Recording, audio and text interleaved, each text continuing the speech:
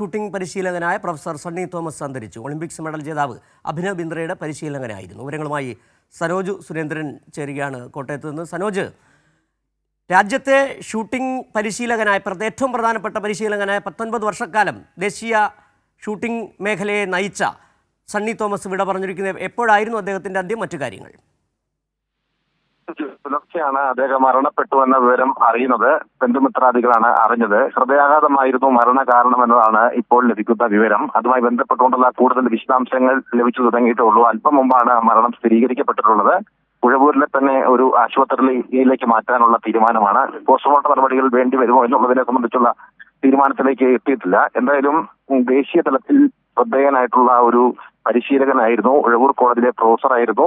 നമുക്കറിയാം, ഇന്ത്യക്ക് അഭിമാനമായി മാറിയ അഭിനവ്ക്കെതിരെയായിട്ടുള്ള ഷൂട്ടിംഗ് താരത്തിന്റെ പരിശീലകൻ കൂടിയായിരുന്നു പ്രൊഫസർ സണ്ണി തോമസ്. അദ്ദേഹത്തിന് ദ്രോണാചാര്യ അവാർഡ് നൽകി രാജ്യം ആദരിക്കുക കൂടി ചെയ്തിരുന്നു.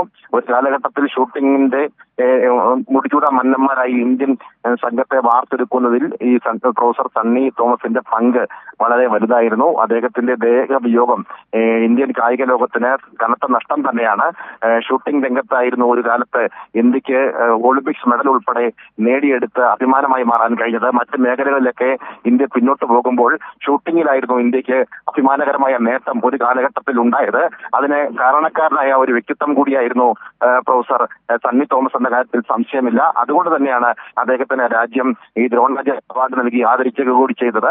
അദ്ദേഹത്തിന്റെ ദേഹവിയോഗം 85-ാമത്തെ വയസ്സിലാണ്.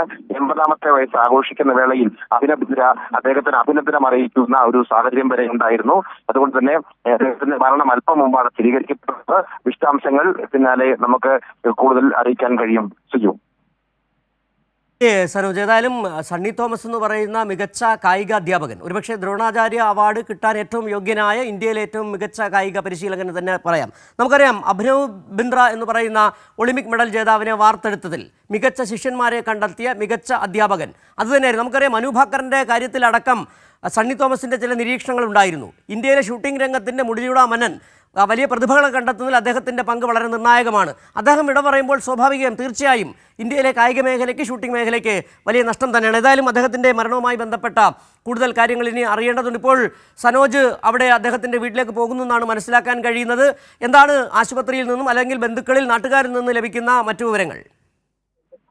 സിക്കിമിന്റെ ഉഴവൂർ ലോക്കൽ കമ്മിറ്റിയുടെ സെക്രട്ടറി ഇപ്പോൾ സംഭവ സ്ഥലത്തുണ്ട്. അദ്ദേഹമാണ് ഈ മരണവിവരം നമ്മളെ അറിയിച്ചത്. മൃതദേഹം ആശുപത്രിയിലേക്ക് മാറ്റാനുള്ള തയ്യാറെടുപ്പിലാണ് എന്നതാണ് അല്പം മുമ്പ് അദ്ദേഹത്തെ ഫോണിൽ ബന്ധപ്പെട്ടപ്പോൾ മനസ്സിലാക്കാൻ കഴിഞ്ഞത്. നമുക്ക് അദ്ദേഹത്തിന്റെ നമ്പർ കൂടി നമ്മൾ പങ്കുവച്ചിട്ടുണ്ട്. അദ്ദേഹത്തെ വിളിച്ചില്ലെങ്കിൽ നമുക്ക് കുറെ കൂടി അവിടെ നിന്നുള്ള വിവരങ്ങൾ ലഭ്യമാകും.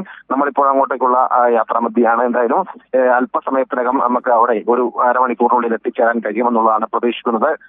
സുജിത് സൂചിപ്പിച്ചതുപോലെ തന്നെ കായിക രംഗത്തിന് അഭിമാന നേട്ടങ്ങൾ സമ്മാനിച്ച ഒരു ബഹുമുഖ പ്രതിഭ എന്ന നിലയിൽ ഇന്ത്യൻ കായിക മേഖലയിലെ ഷൂട്ടിംഗ് രംഗത്തെ വളർത്തിക്കൊണ്ടുവന്ന. ശരി സനോജ്, ഇപ്പോൾ